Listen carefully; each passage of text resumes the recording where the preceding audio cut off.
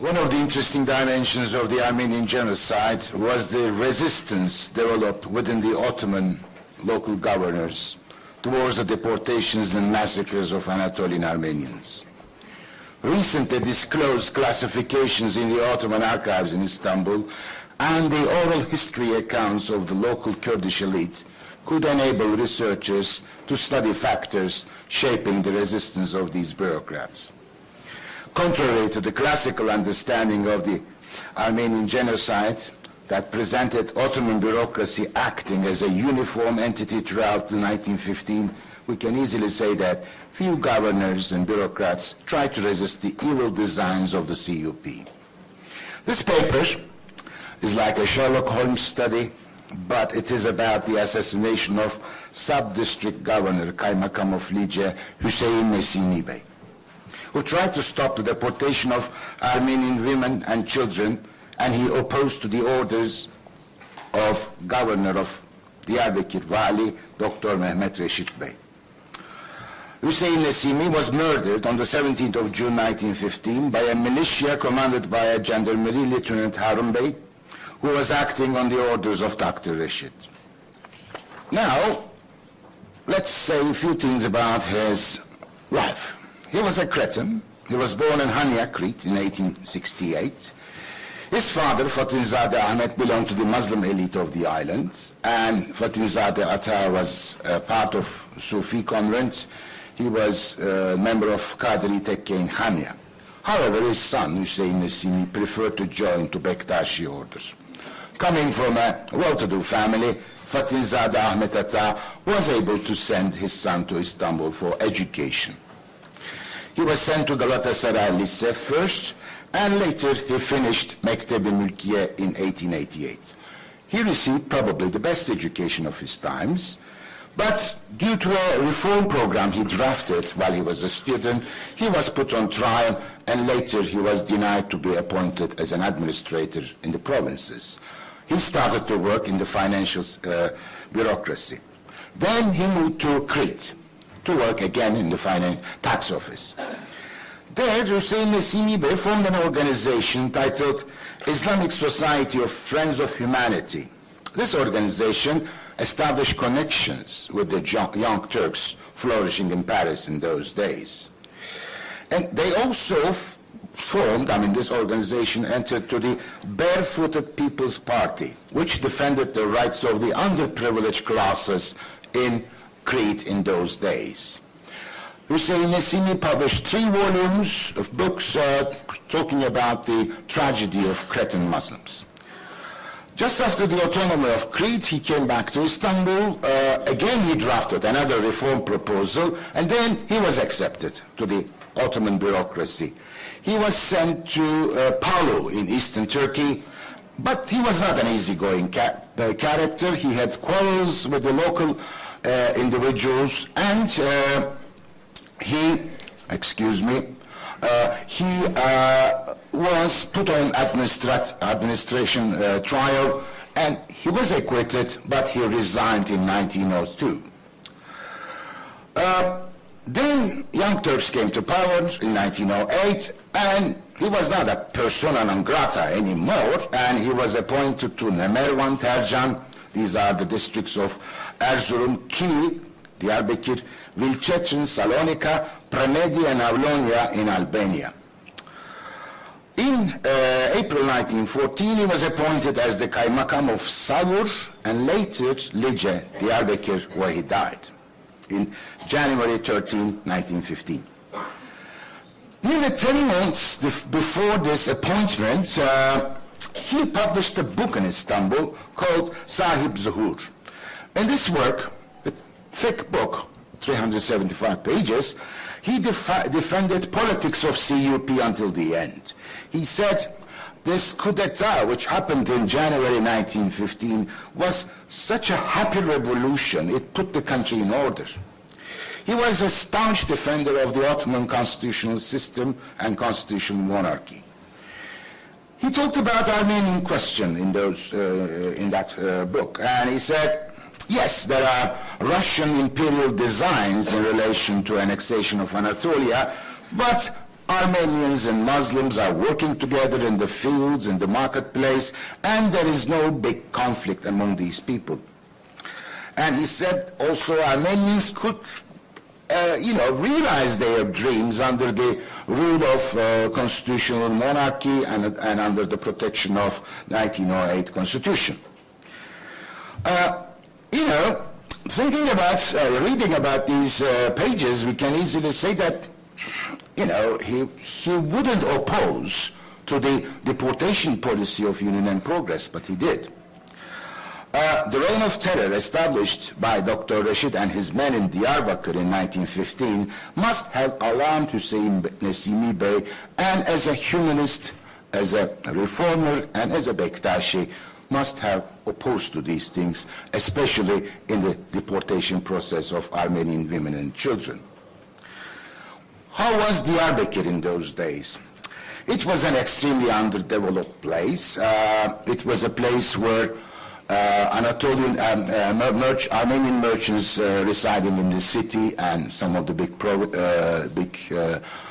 villages, they were competing with Kurdish notables, and agricultural producers and nomadic or semi-nomadic Kurds were active in the countryside, and it was not an easy place. The declaration of general mobilization on the 3rd of August was the first stimulus towards the catastrophic events leading to the Armenian genocide.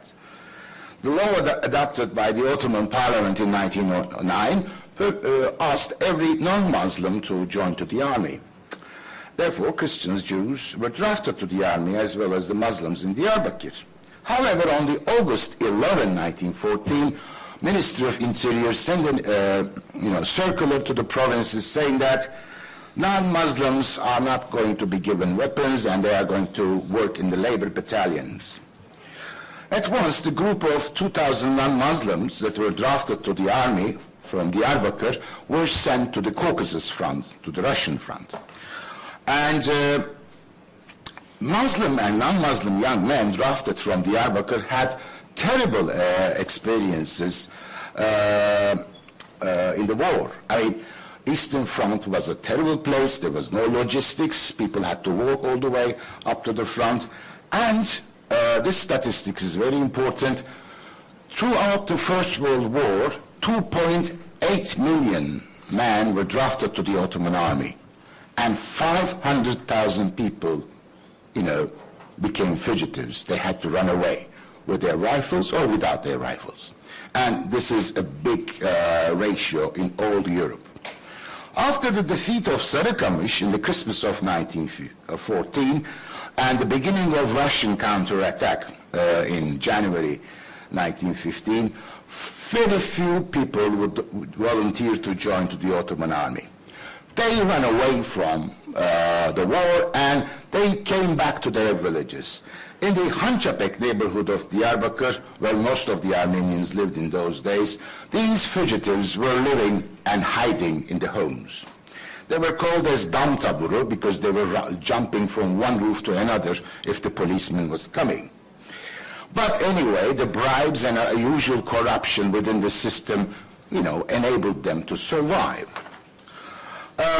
Also, the taxation, special taxes, which was put forward as the result of the war system, war regime, created a destruction of the Armenian merchants. In October, they appointed a new governor to Diyarbakir. He was a very honest man, Hamit Bey. However, he couldn't solve any of the problems. He was too honest. He was trying to put officers who are receiving bribes to the court, and he had big fight with the generals. Then, in those days, Dr. Rashid was the governor of Mosul, and Talat Pasha wanted to, offer him the position. He refused in the beginning, and then he was forced on patriotic grounds to accept it. He was one of the 4 founders of Ittihad ve Terakki in 1899. And he wrote a telegram from Mosul to Talat in those days, and he said, this is 3rd of March 1915, keeping in mind whatever is done in the meantime, he means during the war, would be profitable, and I consider applying the most decisive methods towards the Armenians. He had, declared his intentions. Then, with his group, with his Circassian bodyguards and some Circassian officers who are deeply attached to him, he arrived to Diyarbakir on 28th of March. Naturally, high-level Unionists all greeted him, especially Deputy Pirinçzade Feyzi Bey and other Kurdish notables. And in those days, all provinces were receiving telegrams from Istanbul saying that the Armenians are on the process of organized and armed insurrection, and we should be extremely careful. Dr. Reşit's insistence to work with his own men is noticeable from the outset. I mean, he was extremely sensitive on that matter. He was writing one telegraph after another, and he tried to, excuse me, I think, oh, yeah, he tried to insist, saying that I must work with my own people, and I cannot tolerate the insensitivity of the local bureaucrats on this Armenian question. And he said, for example, in relation to the sacking of Hilmi Bey, Mutasarrif of Mardin, he said, I hope with this sacking, in a short period of time, this province's eastern question, Vilayat-ı Şarkiye meselesi, will be non-existent. And he started a raid. I mean, he pushed all the police and existing gendarmerie forces to raid to Hançapek neighborhood on April 16. They did a house search and found something like a few hundred guns, including hunting guns and revolvers, and 300 men were locked into the prison. These were the political elite of the city. And on April 21, all high-level bureaucrats and so on, members of the court were arrested, and they were put onto the city prison. And there were about 700 Armenians in the prison. In those days, he wrote his first report to Talat Bey saying that, yes, I arrested them all, they are all in prison, they confessed that they are organizing armed insurrection. I mean, this kind of reporting must have created a lot of, enthusiasm in Istanbul too. And he asked again, is it possible to deport these people to Mosul to be put on trial? Talat gave the permission. And he arranged the members of Ramanlı tribe, a Kurdish tribe, and he promised amnesty to their two chiefs, and he said, okay, you go and arrange keleks, you see it on the photograph, these are the rafts for traveling on the water, and we are going to put all these Armenians, you will do the rafting, and when they come to a safe place, you'll do the killing and throw the bodies to the river. And according to Thomas McGradichan's account, who was the dragoman of British Consul General, he was, yes, they were all put onto the rafts, and they were sent to Mosul, and on the way they were killed. On 19th of June 1915, 19th of June, Reşit Bey wrote a telegram to Istanbul saying that the sub-district governor Hüseyin Nesimi was killed. And he said that this person was killed because of the Armenian gangs. But it was not like that. The Harun Bey lieutenant made an ambush to the city and tried to kill the man, but the locals intervened, and next day he was asked to come to Diyarbakir. On the way, he was killed. And Another person, another sub-district governor, governor of Beshiri, Ali Bey, was killed again in the same week, and the news traveled fast to Aleppo, and German consul Rössler informed the headquarters in an open way they were killed by Rashid. Hüseyin Nesimi was extremely annoyed with the attitude of the governors, and he was saying that, I mean, I cannot deport these women and children. These are the things which are done by Cengiz Han. I mean, Cengiz Hane, he said in Turkish. And he tried to solve the problem by marrying the woman with the old Kurds. This was a fake marriage, and if your wife is, you know, Armenian, theoretically she is becoming Muslim and she cannot be deported. But this was also heard by the local people, and he did all these marriages, and then the city was surrounded, and the poor Armenian women and children were deported. There were also rumors among the Kurdish population that this Hüseyin Nesimi was a crypto-Armenian. I mean, he had to protect his race, and for that reason, the local Kurds tried to explain this courageous act or righteous act of this poor individual. When this was heard, one of the bureaucrats' brother was an inspector in the Ministry of Interior. Again, Talat Pasha started an official investigation, and from Masar Bey, who did the official investigation, it was obvious that these two persons were killed by the bodyguards of Dr. Rashid. The investigation report recommended to sack him. Unfortunately, Talat didn't have anything to say like that. I mean, he was doing this investigation just to satisfy the people, but he actually promoted Rashid Bey to Ankara as the governor of Ankara.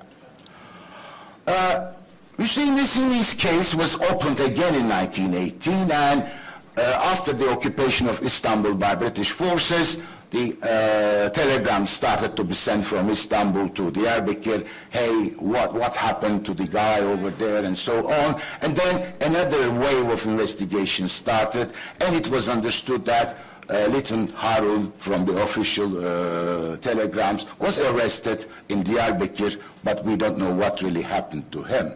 And in one of the telegrams he says, I cannot do the thing that governor does. This is the statement of Nesimi. It is similar to the Cengiz Han's methods, and it is tyrannical. Interestingly, Dr. Rashid Bey was arrested and put into prison in November 1918.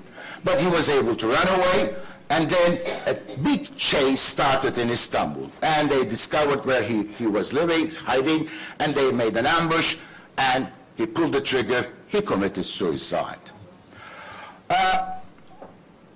On April 12, 1924, Turkish Parliament, this is Republican Parliament after the proclamation of Republic, held a special session in Ankara, passed a special law declaring Dr. Rashid as the martyr of the nation. Naturally, his wife and children were considered as the family of martyr, and they were entitled to a retirement money to receive a special salary from the state. Wife and son of Hüseyin Nesimi, unfortunately, they never received any salary from the Turkish state. Widow Fatma Cazibe Hanım lived in poverty and tried to raise his only son, Abidin Nesimi, who was born in 1911. Nesimi was an interesting character. He was one of the founders of Turkish Communist Party, and he was active in the socialist politics of Turkey. He published his memoirs in 1977. He explained how his father was killed, but, you know, the hearsay part of it. Recently, a Kurdish journalist, Sheikh Musdiken, spotted the location among because it's called Tomb of Kaymakam. And now we know where the spot where him and his two men was killed. And probably there will be a monument next year about Hüseyin Nesimi on that spot. May God rest Hüseyin Nesimi's soul in peace. Thank you.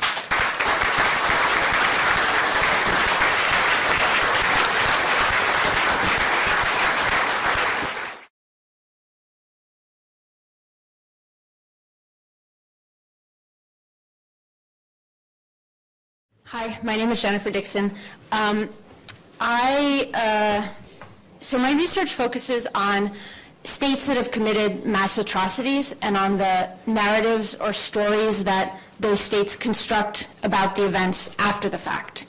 And in my research, I focus on two cases. I focus on Turkey's narrative of the Armenian genocide, and so just to be clear, I focus on the state's narrative, so not on popular or communal narratives. And then the second case that I focus on in my research is Japan's narrative of the Nanjing massacre. So the contribution that I made for the conference that's in the published edited volume just focuses on Turkey's narrative of the Armenian genocide and how it's changed over time. But I thought, since my assumption is that this audience is relatively familiar, if not intimately familiar with some of the arguments that the Turkish government has disseminated over time and how they've changed somewhat, I thought that in my presentation today I would actually draw on the comparative insights that I've derived from the analysis of both cases and the comparison of both cases. But feel free to ask questions about the Turkish case in particular in the Q&A if you'd like. So I'm going to start by just sketching a couple of puzzles that motivate my research. So the first one is a broad puzzle, not focused on either of my cases. And this is that over the past several decades, there's been a dramatic increase in demands for apologies, in calls for states to look into. So over the past several decades, we've had what some scholars would call the emergence of an age of apology, or a memory wave. And it's involved all these calls for states to look into past wrongs, for states to apologize, and then also the construction of an international criminal justice regime, which one scholar has called, has led to the emergence of the global accountability norm. And related to, or really flowing from, these increased calls for facing the past has been a dramatic increase in apologies and in the establishment of a variety of other institutions for states to look into past wrongs. So you can see here, this is just shows the dramatic growth in the number of institutions of truth, reconciliation, and inquiry. They have different names, so that's why I have all of them there. But this dramatically illustrates just how the change over time has been. And yet the puzzle is, despite this, the diffusion of this idea of apology and facing the past, we still have tremendous variation in the degree to which states have come to terms with pasts, dark pasts, what I would say. So we have some states that have apologized, commemorated, and compensated victims of past wrongs, and then we have other states that continue to relativize and myth-make about the past, and then still others that just silence the past, right? So this is one puzzle, is how do we account for this divergence or the vicissitudes in the degree to which states have perhaps responded to this international trend. And then the other puzzle comes from domestic politics in Turkey, which is that over the past couple of decades, as not only international pressures have escalated on Turkey, but also domestic activism has emerged around the Armenian question in Turkey. There's been real debate among observers of Turkish politics and those involved in this issue in Turkey about what has caused changes in Turkey's narrative. And in particular, there has been a divergence of views. So some people have argued that change has come from international pressures, primarily. Others argue that international pressure is completely counterproductive and doesn't lead to anything good. Others have focused on domestic activism and have argued that change has come from bottom-up activism, so from some of the scholarship and activism that people have highlighted in other talks. And then others say that civil society in Turkey is relatively moribund and has little effect on state policies. So both of these puzzles motivate my research. The main question that I ask in my research is what are the sources of change and continuity in official narratives of dark pasts? It's kind of wordy. I'll break it down in a second. But first, since I'm a political scientist, I'm going to give you my answer up front. My main finding, which I'll then explain in a little greater detail as I go through the talk, is that international pressures increase the likelihood of change in states' narratives of dark pasts. But domestic actors largely determine the timing, the content, and the direction of change in states' narratives. So just to say one more thing about this, what I mean is that international pressures aren't the only factors that say trigger changes in states' narratives, but they are the likeliest factor to trigger change in states' narratives, and they're likelier than other factors. Okay, so the two cases I focus on in my research, I already mentioned them. Turkey's narrative of the Armenian genocide and Japan's narrative of the Nanjing massacre. I'm not going to say anything about what happened in the genocide because we've had 2 days now of panels about what happened, but just in case, just get everyone on the same page about what the Nanjing massacre is, I just want to give you a thumbnail sketch. So the Nanjing massacre happened in the context of World War II during the expansion of Japan's colonial empire, and it sort of bled, the expansion and the war in China bled then into and combined with World War II. Japan invaded China in 1931, and then and the war unofficially started in 31, but in 37 is when the war officially started. The Nanjing massacre occurred in late 1937 when the Japanese army invaded what was then the capital of the nationalist forces in China. And in the invasion then and occupation of the city, a very large number of Chinese civilians were killed. So an estimated between 100,000 and 200,000 Chinese civilians were killed. At least 10,000 women were raped. In the broader events, millions of Chinese died, including in chemical and biological warfare programs and in other massacres and mass killings. Okay, so in order to study states' narratives, I had to make a couple of decisions about how to define a state's narrative and then how to measure and say something about when change occurs. So I define an official narrative as a state's characterization of an event, including the scope and the nature of the event, in addition to the state's characterization of the role and responsibility of government officials and institutions in the event. So I came up with a continuum so that I could measure both change and continuity in states' narratives, since that's my dependent variable, is change in states' narratives. And the continuum includes 8 steps that range from deny or silence an event, all the way to commemorate. This is a non-teleological continuum in the sense that I don't assume that states' narratives necessarily progress from one step to the other. And as you'll see, often states' narratives combine several of these steps on my continuum. The other thing I want to emphasize, which you'll see with Japan's narrative when I show you how it's changed, is that states' narratives also can move in both directions. And if a state's narrative moves in one direction, that doesn't foreclose the possibility that it will move back in the other direction. So memory is impermanent, perhaps we might say from this. So change for me, for my definition, is move the addition or subtraction of one step on this continuum. And continuity is then defined as a period in which there's no addition or subtraction of a step on the continuum. So here you see how I've mapped change in Turkey's narrative over time. One thing I want to highlight, just because I anticipate that I might get a question about it, is I define deny rather narrowly. So for my analysis, I define deny as to basically deny that anything happened, not to deny the range, nature, or responsibility for an event. So my precise definition of deny on my continuum is that something did not happen, does not exist, is not true, or is not known about. So I'm borrowing from Stanley Cohen's basic definition of denial.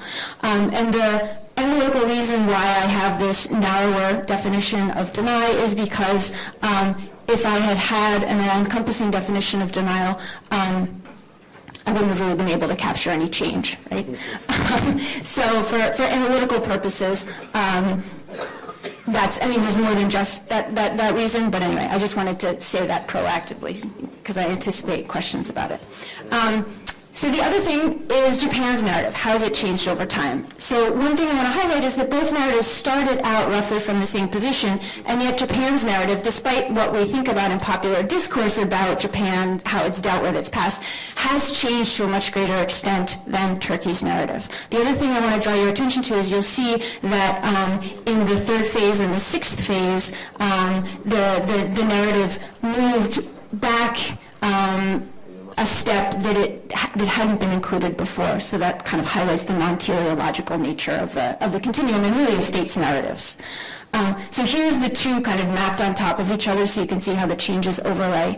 I'm happy to go back to it. I'm going to move on though and just elaborate on my answer and then say something briefly about how it explains both the trajectory of both states' narratives. Do you know how much time I have? So the first part of my argument is that international pressures increase the likelihood of change in states' narratives. So what do I mean by international pressures? It's sort of a generic term. I'm an international relations scholar, so we like generic terms.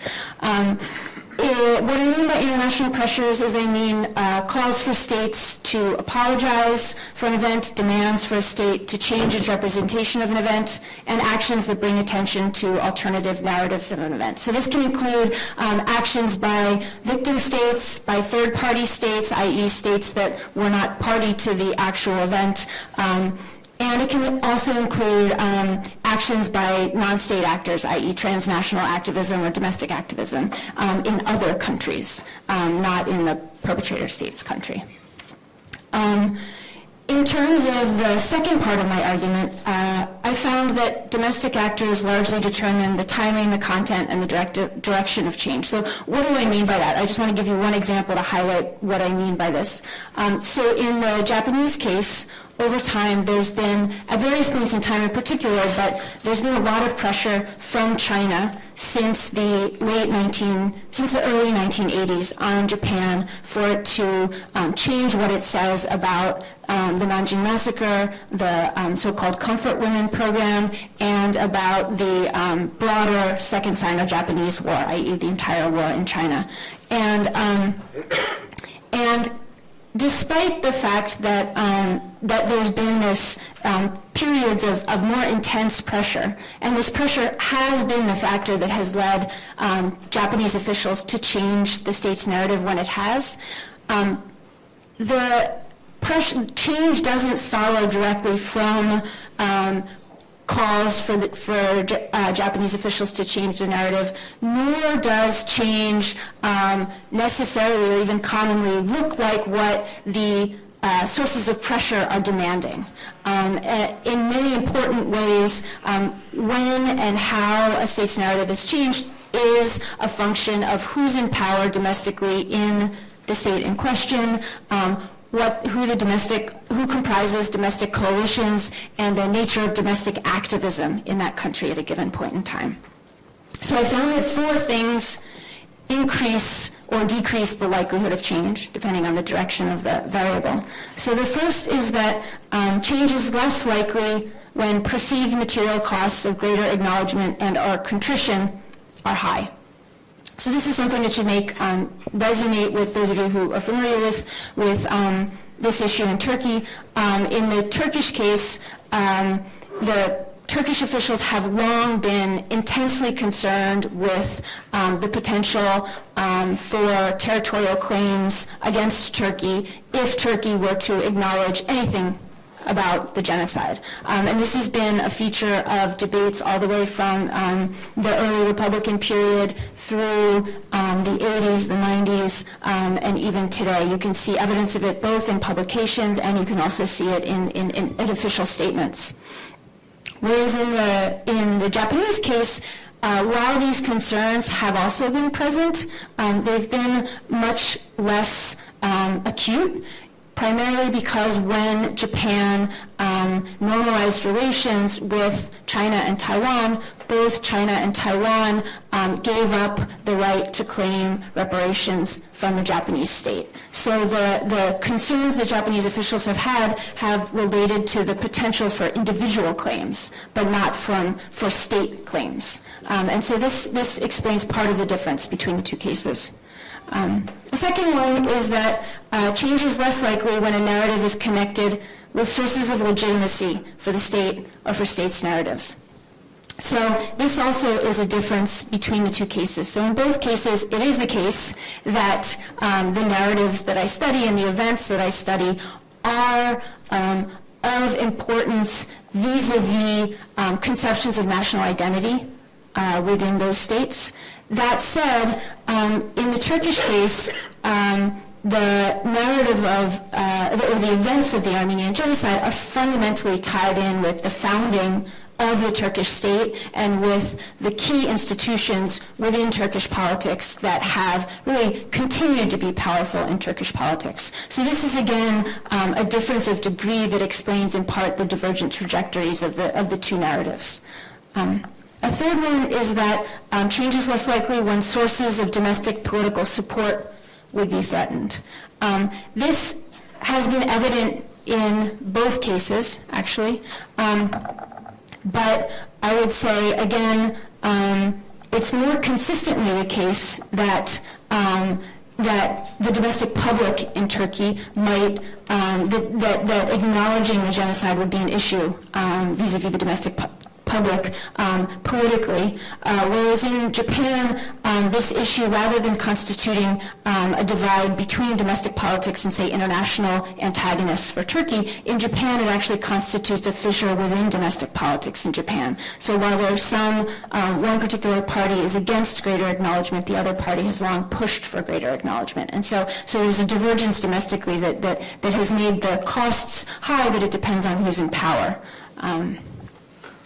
And then the last factor that I find influences the timing and the content and direction of change, it's very hot, isn't it, is domestic activism within the country whose narrative we're interested in. And in particular, I found that the direction and tenor of domestic activism at a given point in time shapes the willingness of official actors to initiate change, and then really shapes how far official actors are willing to go. So in a sense, you can think, I think of domestic activism as an institutional either constraint or source of pressure on the state. In Japan in particular, domestic activism at certain times has really shifted toward progressive activism and calls for the state to acknowledge more about the Nanjing massacre, for the state to compensate, for the state to go further in its apologies. And in those moments, the state, when the state has been considering change in those moments, the extent of change has been greater. And yet at other points in time, there's really been a conservative, what one scholar calls a backlash. And in these moments of backlash, if that's when the state is considering change, the scope for change is much, much, much more restrained, because these conservatives these conservative activists sort of have the upper hand and dominate discourse at the time. In my research, I analyze the cases, I analyze change over time within each case, and then I also do a comparison across the two cases. So in political science terms, I have within case and cross-case comparison. And so these insights both explain the individual trajectories of change and continuity within each narrative, but they also, as I've highlighted in these comments, they also account for the diverging trajectories of the two narratives over time, i.e. from each other. So I already said all this, so I'm going to skip over this. And then I just want to conclude with a few points. So the main point that I hope you'll take away from this, and the main point in my research, is this broad argument that I've elucidated today about international pressure and domestic activism. But there's a few other key insights about the nature of change in states' narratives that I want to highlight. So the first one is that going back to the second puzzle that I highlighted at the beginning about the lack of consensus among observers of Turkish politics and this issue in Turkey, the answer that I found, which, is often the kind of answer that social scientists find, right, is it is not that simple, and that narratives often are unlikely to change as a result of either one factor or another factor, but actually change as a result of complex conjunctions and interactions of factors. And so the interactive and contingent nature of change and of continuity is really important to emphasize. The second thing is that change is multifaceted and multivalent, and that's one finding of my research that I think is quite interesting, is that drawing, in this instance, from the example in the Turkish case, is that when Turkey's narrative has changed, one can't usually characterize the change in a single term. So often, so for instance, in 2001, Turkey's narrative changed, and in that time, when it changed, Turkish officials, in their point of change, started to acknowledge more about the genocide, so more accurate facts about the genocide. Not very much, but more. But at the same time, added to these additional facts that Turkish officials acknowledged were a number of ways in which they strengthened rationalizations or relativizations and the introduction of new arguments to defend against, in particular, the claim of genocide. So one new strand of Turkey's narrative from 2001 that really highlights the multivalent nature is that Turkish officials have introduced a strand of their narrative that is normatively resonant. So they have argued that Turkey seeks dialogue and reconciliation and is ready to face the past, etc. And yet the actions don't necessarily correlate wholly with this normatively charged rhetoric. And then the last point I want to make is that the nature of change in states' narratives is often incremental. So it's very rare for us to see any state go from complete denial or complete silence to complete acknowledgement and apology and compensation and commemoration, whatever one might imagine as a radical change. That sort of change is really, I can't think of any instances of that. And rather, change is often incremental, and what's quite interesting is that change frequently involves a process of layering, so wherein old strands of the narrative are maintained, but added to it are new strands or new themes that are given greater emphasis. So I'll finish there, and I welcome questions. Merci beaucoup à Jenifer Dixon. Je crois que son exposé a beaucoup intéressé, en particulier la précision scientifique de sa méthode sur des sujets qui, pour d'autres, sont des sujets de sentiments, d'incertitude, d'angoisse quelquefois.